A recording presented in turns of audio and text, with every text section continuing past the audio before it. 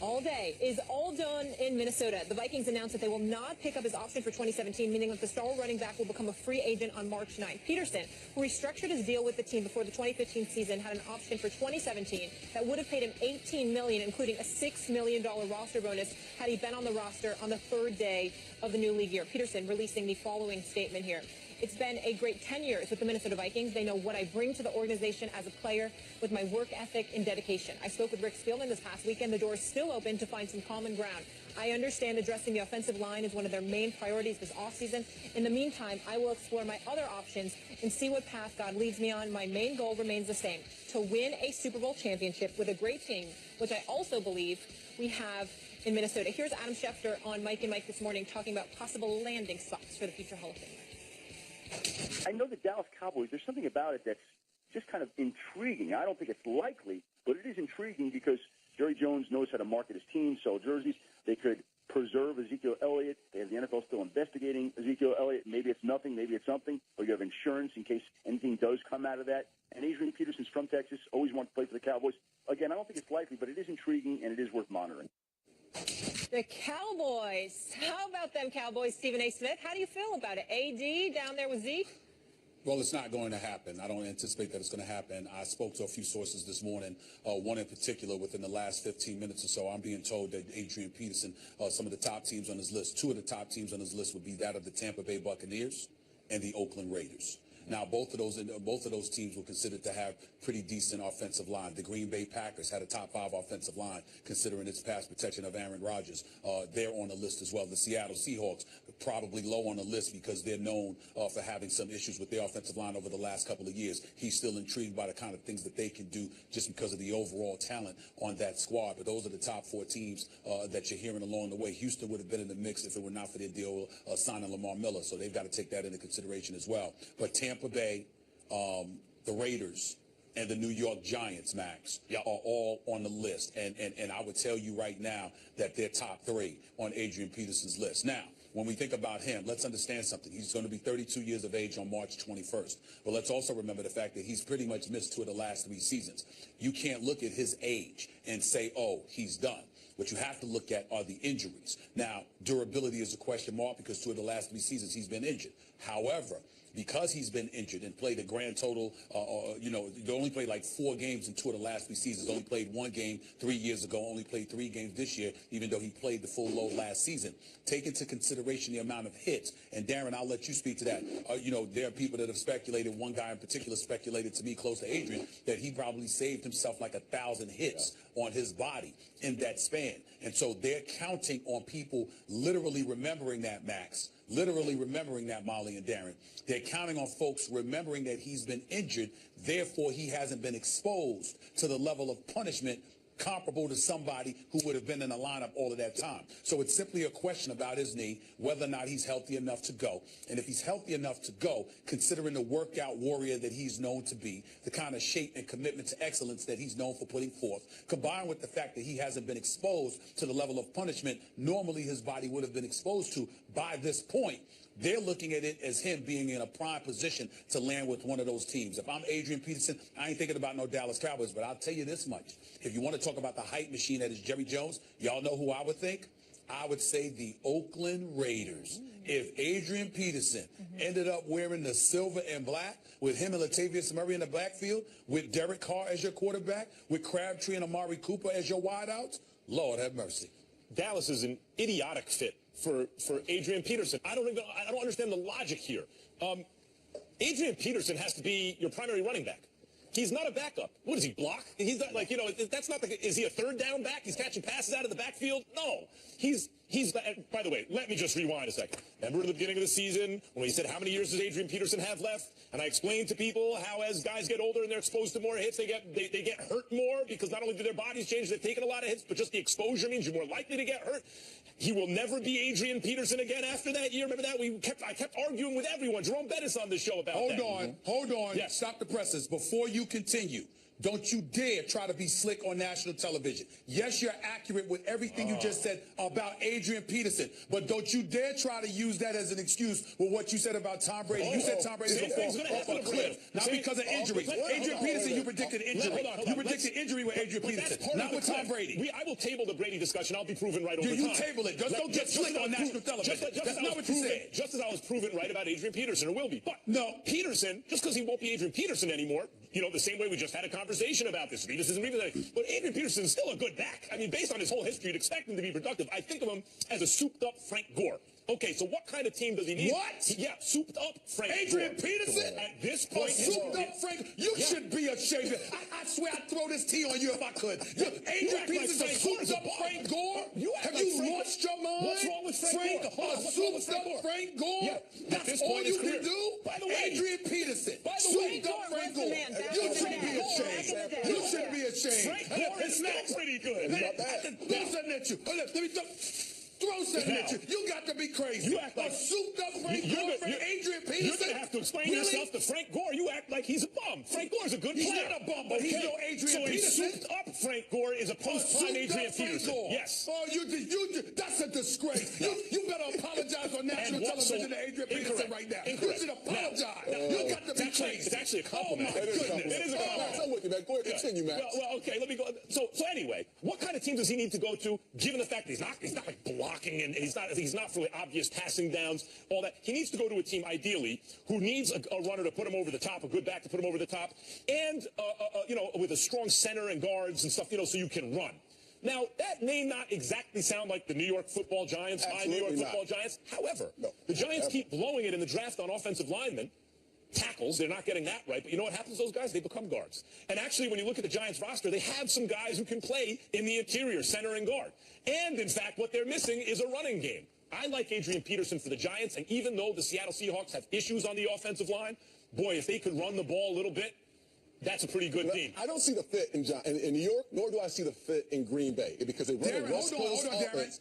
Darren, I need you to did you agree with his statement? Look, he's not a look, I think that's a totally different. You can't compare those two. They're totally different style running backs. You know what I mean? Frank Gore is a very good running back. Right. He's a very good running back. The point is, he's extending his career as an older running back who's still good. I mean, that's a totally different comparison. Oh, anyways, all right, I'm just making sure. Yes, I'm just making sure. You better not have agreed with him. You better not have agreed with him, Darren Woodson. I'll tell you that much. To that West Coast offense.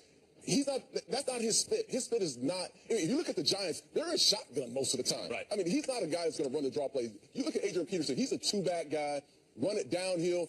First and second down. You have to change your mentality as a football team, if you're the Giants or Green Bay, to bring in Adrian Peterson, because that's not their mentality. Eli Manning wants to throw the ball outside to Odell Beckham. Aaron Rodgers is who he is. He has weapons on the outside. Jordy Nelson, Cobb.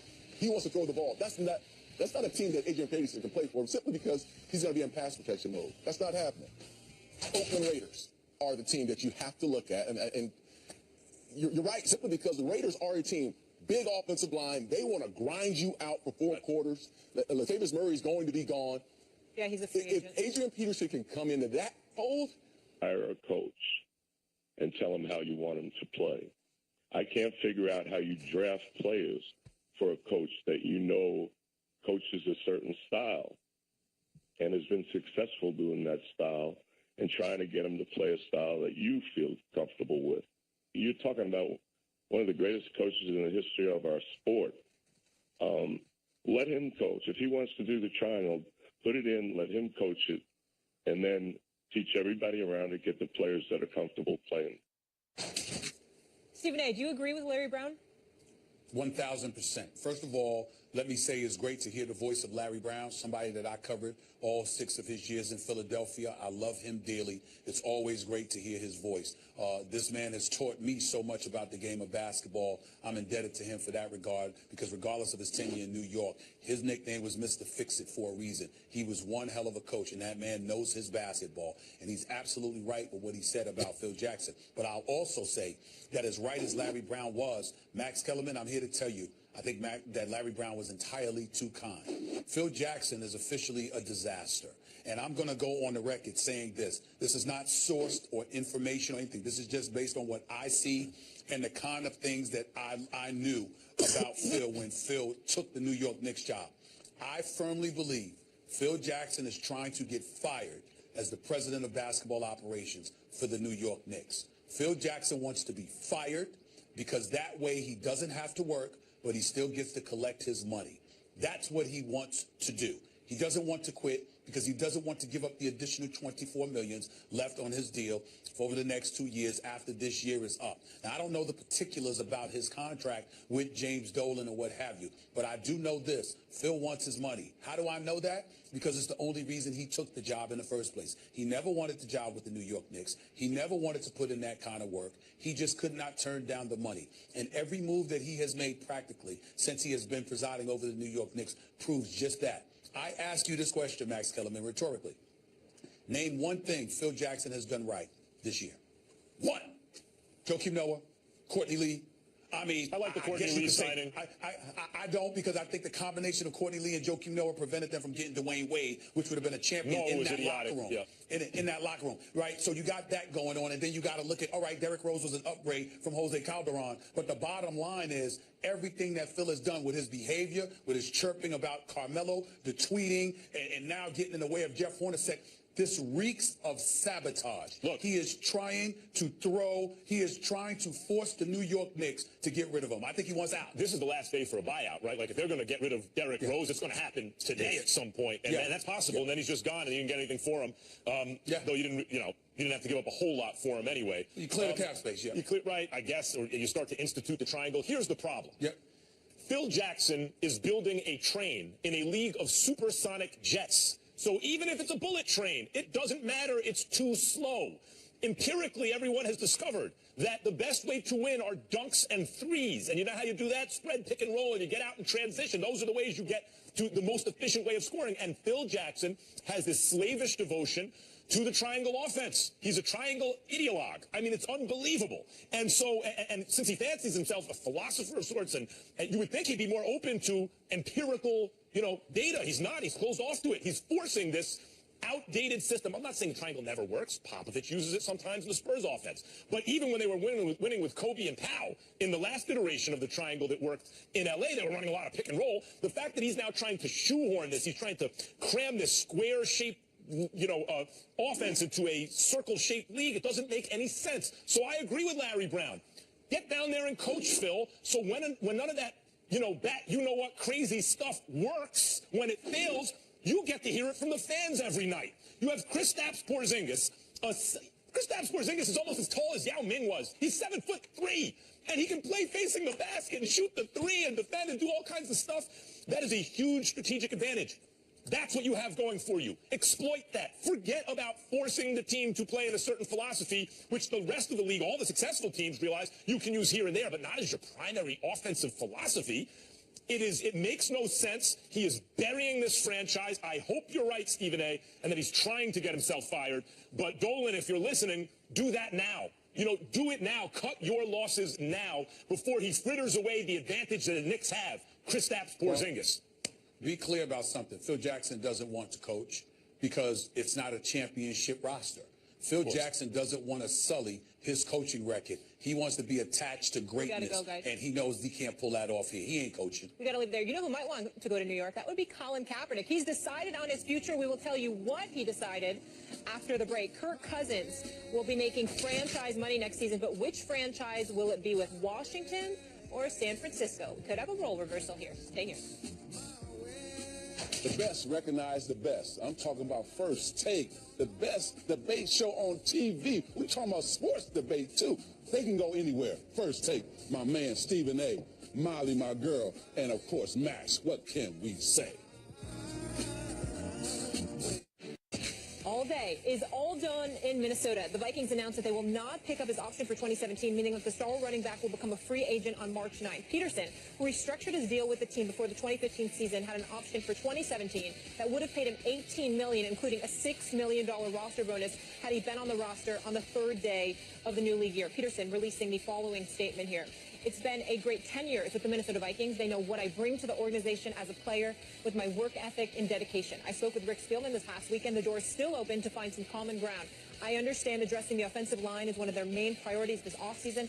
In the meantime, I will explore my other options and see what path God leads me on. My main goal remains the same, to win a Super Bowl championship with a great team, which I also believe we have in Minnesota. Here's Adam Schefter on Mike and Mike this morning talking about possible landing spots for the future Hall of Famer. I know the Dallas Cowboys, there's something about it that's just kind of intriguing. I don't think it's likely, but it is intriguing because Jerry Jones knows how to market his team, sell jerseys. They could preserve Ezekiel Elliott. They have the NFL still investigating Ezekiel Elliott. Maybe it's nothing, maybe it's something, but you have insurance in case anything does come out of that. And Adrian Peterson's from Texas, always wanted to play for the Cowboys. Again, I don't think it's likely, but it is intriguing and it is worth monitoring. The Cowboys. How about them Cowboys, Stephen A. Smith? How do you feel about it? AD down there with Zeke?